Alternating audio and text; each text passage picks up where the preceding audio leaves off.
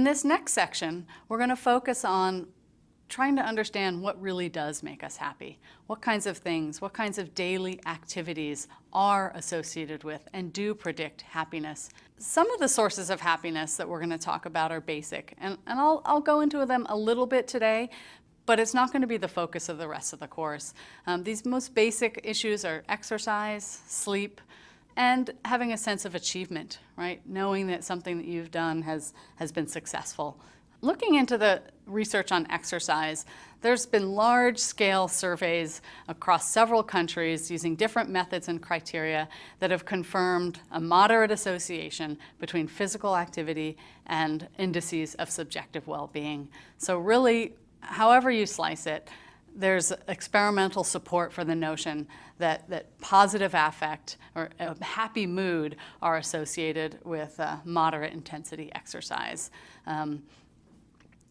There is a little bit of an interesting little nuance to this, which relates to some of the ideas that we'll continue to talk about in this course, which is that the happiness benefits of exercise have a little bit more to do with the extent to which a person has personal goals around that exercise, and less to do with some kind of immediate momentary experience. So there is something about the perspective or the feeling that one puts into that exercise that lends support to its happiness, or its influence on happiness.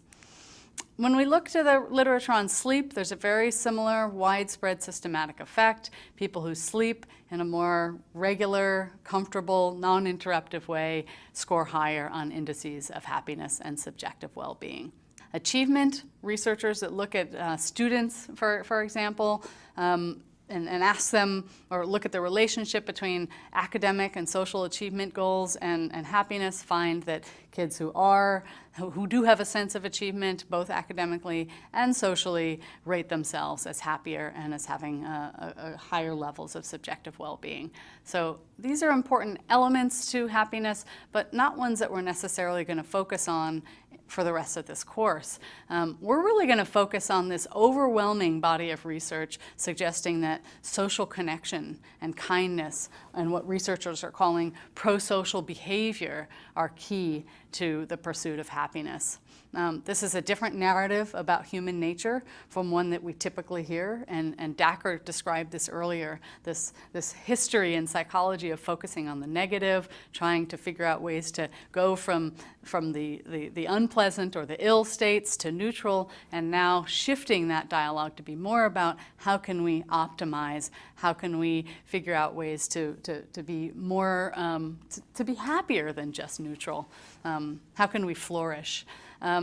We're looking at evidence from human evolution, from psychology, and from neuroscience, all that are sort of telling a similar story, pitching a similar objective that really, when it comes down to the most promising way to be happy, we have to look to social connections, community, and our ability to be kind. So for the next 3 weeks, we're going to drill down into the relationship between happiness and our pro-social nature. Now that you've learned what you've learned in this first week, we've introduced the idea of happiness. How do we study happiness? What's good about happiness? What's hard about happiness? What can we do to be happier?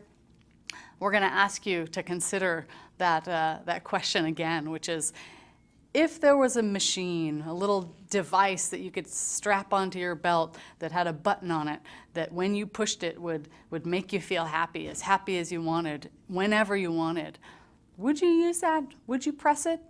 Why don't you go ahead and answer that question for us in the next unit? And that's a wrap for week 1 of the Science of Happiness.